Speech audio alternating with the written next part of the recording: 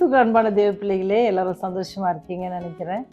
கடந்த இரவில் தேவன் உங்களுக்கு போதுமானவராக இருந்திருப்பாருன்னு கர்த்தருக்குள்ள விசுவாசிக்கிறேன். இந்த நாளில் வருகிற செய்தி எங்க இருந்து அப்படின்னு சொன்னா, எஸ்ரா எழுதின புஸ்தகம் 8ஆம் அதிகாரம் 22வது வசனம். சரிங்களா? அதுல ஒரு வசனம் என்னன்னு சொன்னா, எங்கள் தேவனுடைய கரம் தம்மை தேடுகிறவர்களுக்கு எல்லோர் மேலும் அவர்களுக்கு நன்மையாக இருக்கிறது என்று அப்படின்னு சொல்லி அந்த வசனத்தில் ஒரு பகுதி இருக்கும். அதில் முந்தின பகுதியும் பிந்தின பகுதியும் தான் நம்ம ஆராய போகிறோம். என்ன அப்படின்னு சொன்னீங்க அப்படின்னு சொன்னால், எஸ்ரா காலத்தில் பார்த்தீங்க அப்படின்னு சொன்னால், யூதேயா தேசத்தில் ஒரு பகுதி யாருன்னா மேதிய பெர்ஷியாவின் அவங்களுடைய ஒரு கையில் இருந்துச்சு. அப்போ அதை நிர்வாகம் பண்ணுவதற்காக என்ன செய்கிறாரு அப்படின்னு சொன்னால், எஸ்ராவை என்ன செய்கிறாரு, அனுப்பிச்சி வைக்கிறார் இந்த மேதிய பெர்ஷியா அரசு.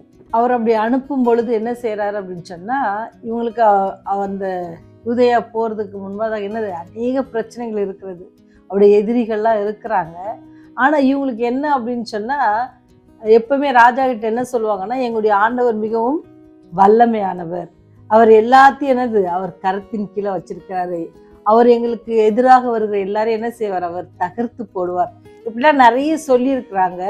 அந்த மேதிய பெர்ஷிய ராஜா கிட்ட எஸ்ராவுக்கு என்னன்னா, அவங்க நாங்கள் போகிற வழியில் எங்களை பாதுகாப்பதற்கு சேவகர்களோ அல்லது படை தலைவர்களோ அல்லது ஏதாவது எங்களுக்கு உதவியை நீங்கள் அனுப்புங்க அப்படின்னு கேட்கறதுக்கு அப்படி எப்படி இருந்துச்சா அப்படின்னு சொன்னால், வெட்கமாக இருந்தது. வசனம் ரொம்ப அழகாக சொல்லுது பாருங்க. 22வது வசனம் 8:22, வழியிலே சத்ருவை விலக்கி எங்களுக்கு துணை செய்யும்படிக்கு நான் ராஜாவினிடத்தில் சேவகரையும் குதிரை வீரரையும் கேட்க வெட்கப்பட்டிருந்தேன். ஏன்னா என்னுடைய தேவன், நான் வணங்குகிற தேவன் மிகவும் வல்லமை உள்ளவர், அவர் அந்த சராசரத்தையும் படைத்தவர். அவரை பத்தி நான் எப்பவுமே என்ன செஞ்சிருக்கேன், பெருமையா சொல்லியிருக்கேன். அப்படி நான் சொல்லியிருக்கிறேன், நான் எதற்கு பயப்படணும் அல்லது நான் எப்படி போய் கேட்பேன்? அப்போ அவங்க என்ன சொல்லுவாங்க, நீ தான் சொன்னியப்பா, நான் போனால் எனக்கு எல்லாம் எங்கள் கடவுள் பண்ணிடுவாருன்னு சொன்னியே அப்படின்னு அரசர் கேட்டக்கூடாது இல்லை. அதனால அப்படி சொல்லிட்டு அவர் செய்கிற காரியம் பாருங்க, நீங்களும் நானும் செய்ய வேண்டிய காரியம், அநேக நீங்களும் நானும் மறந்த காரியங்கள் கூட, நம்ம எதிர்நோக்கி இருக்கிற பிரச்சனைகள், நம்ம எப்படி போய் சந்திக்க போகிறோம், எப்படி நம்ம பிரச்சனையிலிருந்து வெளியே வர போகிறோம் அப்படின்னு சொல்லி என்ன செய்வோம் அப்படின்னா, நம்மளே யோசித்து என்ன ஆகும், ஸ்ட்ரெஸ் ஆகி ப்ரெஷர் கூடி சிக்காகி இல்லை சில காரியங்களை யோசித்து அப்படி செய்யாதபடிக்கு என்ன பண்ணார் அப்படின்னு சொன்னால், எஸ்ரா முழங்கால் படியிட்டு அவர் ஜபிக்கிறார் பாருங்க.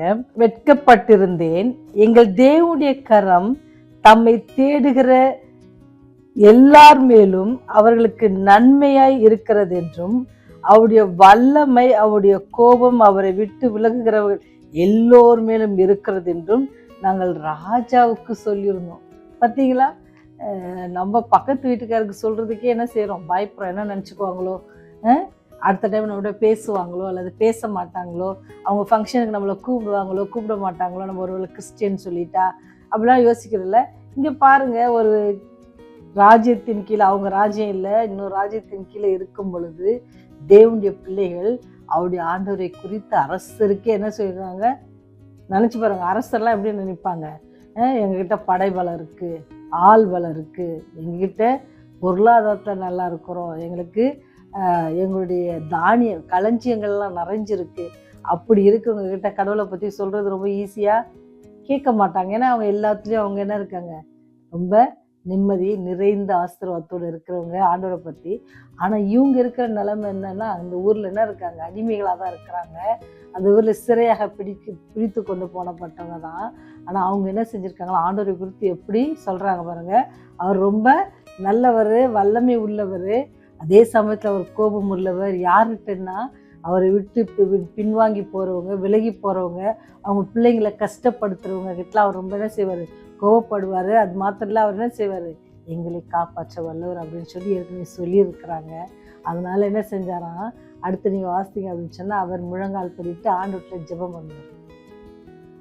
ஆண்டவரே, எப்படியாச்சும் நீங்கள் எங்களுக்கு என்ன செய்யுங்க, வழி பண்ணுங்க, நாங்களே போய் கேட்கக்கூடாது, நீங்களே எனக்கு என்ன செய்யுங்க, வழி பண்ணுங்க அப்படின்ட்டு அவர் ஜெபிப்பார். அவர் ஜெபிக்கும் பொழுது என்ன செய்வார், அவங்களுக்கு ராஜாவே என்ன செய்வார், எல்லாத்தையும் கொடுத்து அனுப்புவாங்க.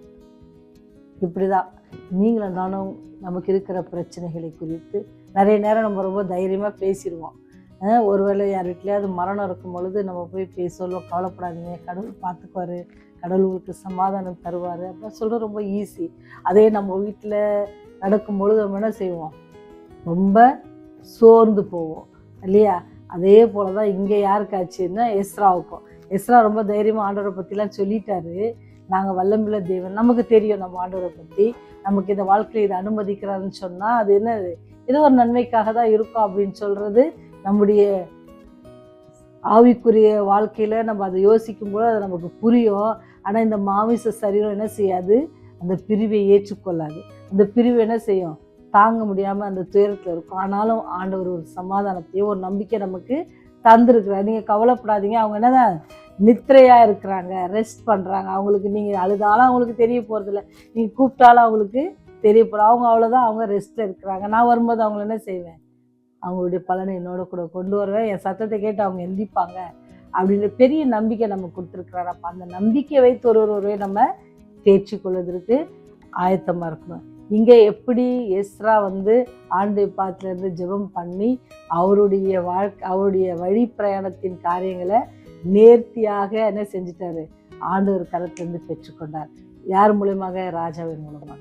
அதே போல் உங்களுடைய வாழ்க்கையிலும் ஏதாவது பிரச்சனைகள், ஏதாவது போராட்டங்கள், எதிரிகள், உறவினருடைய பிரச்சனைகள் எதுவாக இருந்தாலும், இந்த காலத்தில் அப்படி தானே, சாத்தா யாரையும் வெளிநாட்டிலேருந்து நமக்குலாம் எங்கே இருந்தேன், வெளி தேசத்துலேருந்து நமக்கு பிரச்சனையை கொண்டு வரது யார் தான், நம்முடைய குடும்பங்கள், நம்முடைய உறவினர்கள், நம்முடைய வேலை ஸ்தலங்கள், இல்லை ஒரு சிலர் நம்ம நேசித்த பிள்ளைகள், இந்த மாதிரியான பிரச்சனைகள் தான் நம்ம எதிர்நோக்கிறதுக்காக சாத்தா என்ன செய்வான், காரியங்களை வைத்து வருகிறான். அதில் நாம் என்ன செய்யணும், ரொம்ப ஜாக்கிரதையாக என்ன செய்யணும், அவங்கக்கிட்ட போய் வாக்குவாதம் பண்ணாதபடிக்கு என்ன செய்யுங்க, எஸ்ரா மாதிரி என்ன செய்யுங்க, முழங்கால் போடுங்க. நம்ம முழங்கால் போடுவோன்னு சொன்னால் ஆண்டவர் வழியை செவைப்படுத்துவார். அப்போ அவருக்கு நிறைய நிருபங்கள் கொடுத்து அனுப்புனாங்க. நம்ம தைரியமாக அவங்க போனாங்க. பிரச்சனை தரேன்னு சொல்கிறவங்க கூட ஓடி வந்து என்ன செய்கிறாங்க, உங்களுக்கு எது ஹெல்ப் வேணுமா அப்படின்னு கேட்குற அளவுக்கு ஆண்டவர் பண்ணாங்க. யாருக்குன்னா அவரை உண்மையாய் தேடுவோம் அப்படின்னு சொன்னால். இங்கே வசனம் அப்படி தானே இருக்குது, தம்மை தேடுகிறவர்கள் எல்லார் மேலும் அப்படின்னு சொல்லி அவரை யாரெல்லாம் போய் தேடி உண்மையாக மனதில் அவர் மாத்திரமே தேவன், அவராலே முடியும், வேற யாராலே அதை செய்ய முடியாது அப்படின்னு நினச்சி அவருடைய பாதத்தில் விழும் பொழுது அவர் என்ன செய்கிறாரு, எங்கெல்லாம் உங்களுக்கு தடைப்பட்டிருக்கிறதோ, எங்கெல்லாம் பிரச்சனை எதிர்நோக்கி இருக்கிறதோ அங்கெல்லாம் போய் அவர் என்ன செஞ்சிருவாரா, சரி செஞ்சிருவார் அப்படின்னு சொல்லி இந்த விதத்தில் நமக்கு கூறப்பட்டிருக்கு. அப்படி நீங்கள் ஏதாவது அது மாதிரி பிரச்சனை இல்லை, அப்படி ஏதாவது ஒரு தோல்வியோ அல்லது காரியங்கள், வியாதி, எனிதிங் எதாவது வச்சுக்கோங்க. நீங்கள் எந்த காரியத்தில் போகிறீங்களோ அந்த காரியத்தை நீங்கள் இன்றைக்கி முன்வைத்த ஆண்டவரத்தில் என்ன செய்யுங்க, முழங்கால் படிட்டு ஜெபிங்க. எந்த காரியம் இருந்தாலும் அவர் என்ன செய்வார், அவரால் முடியாத காரியம் ஒன்றும் இல்லை. அவர் என்ன செய்வார், ரொம்ப அழகாக நேர்த்தியாக நீங்கள் நினைக்கிறதை காட்டிலும், நீங்கள் விரும்பியதை காட்டிலும் என்ன செய்வார், அதிகமாய் செய்ய வல்லவர். இங்கே எஸ்ரா சொல்லும்போது எனக்கு அது போய் கேட்க வெட்கமாக இருந்தது அப்படின்னு சொல்கிறாரு பார்த்தீங்களா. அப்போ நம்ம இந்த உலகத்தை பார்த்து நம்ம என்ன செஞ்சிருக்கூடாது, இது அவங்க கேட்டலாமா, அவங்கக்கிட்ட கேட்டுடலாமா அப்படின்னு நீங்கள் வெட்கப்பட்டு நிற்காதபடிக்கு என்ன செய்யுங்க, ஆண்டவர் நமக்காக இருக்கிறார், அவர் நமக்காக எல்லாவற்றையும் செய்ய வல்லவராக இருக்கிறார். அவரை தான் நம்ம இவ்வளோ நாளும் பற்றி கொண்டிருக்கிறோம், அவரை தான் இவ்வளோ நாளும் நம்ம நடத்திட்டு வராரு, இனிமேலும் நடத்தவர் வல்லவர். அவருடைய பொக்கிஷத்தில் ஏதாவது குறைஞ்சிருக்கும், அவருக்கு பேங்க் பேலன்ஸ் எல்லாம் ரொம்ப கம்மியாக இருக்கும் அப்படின்னு நினைக்கிறீங்களா? கிடையாது. நம்மளுக்கு தான் என்ன செய்யும், குறைஞ்சிரும். மாதம் தொடக்கத்தில் இருக்கும் 10,000 இருக்கும், அது மாதம் 15ஆம் தேதி வரும்பொழுது 1000 ரூபாய் வச்சுக்கிட்டு இன்னும் அடுத்த 15 நாள் எப்படி பண்ண போகிறோம் அப்படின்னு நம்ம யோசிப்போம்.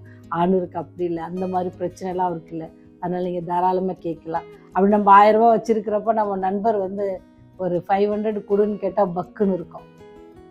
ஆனால் நம்ம ஆண்டவர்கிட்ட அப்படி கிடையாது. நீங்கள் அவர்கிட்ட உண்மையாக அவரை நேசித்து அவர் மேல் நீங்கள் நம்பிக்கை வைத்து கேட்பீங்கன்னு சொன்னால் அவர் எல்லா காரியத்தையும் உங்களுக்கு வாய்க்கு சவார். எப்படி அந்த விதவையின் வீட்டில் மாவும் எண்ணெயோ அது பஞ்சம் தீரும் மட்டும், அந்த வார்த்தையெல்லாம் நீங்கள் ரொம்ப அந்த ஒரு சின்ன வார்த்தை தான், அந்த வார்த்தையில் எவ்வளோ பெரிய வல்லமை பார்த்தீங்களா.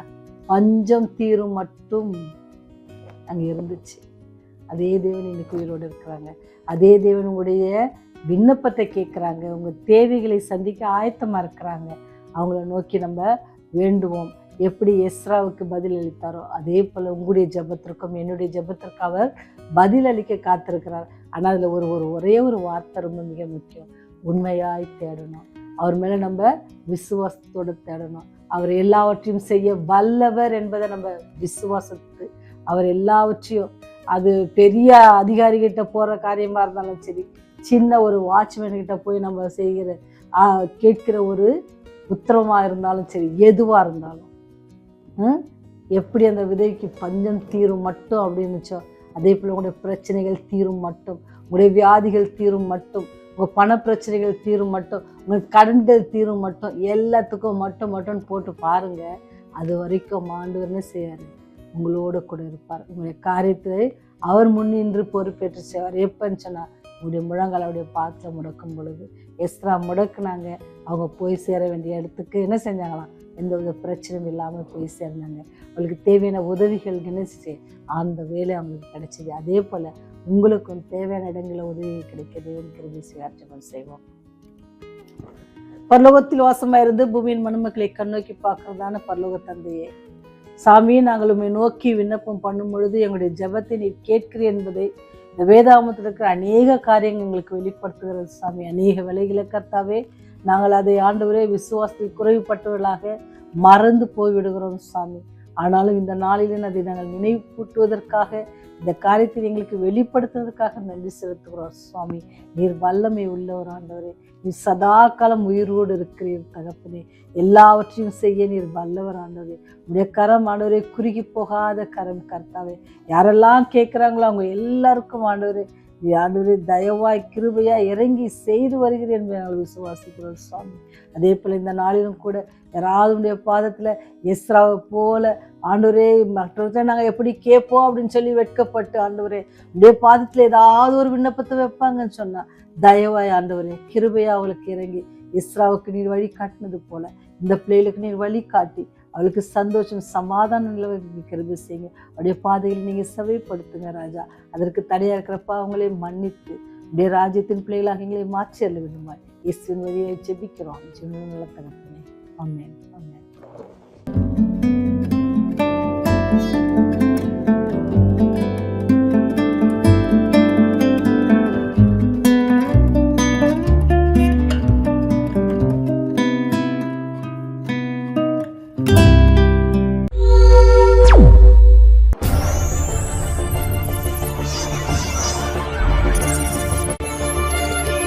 நீங்கள் பார்த்துக் கொண்டிருப்பது உங்கள் ரிவைவல் டிவி.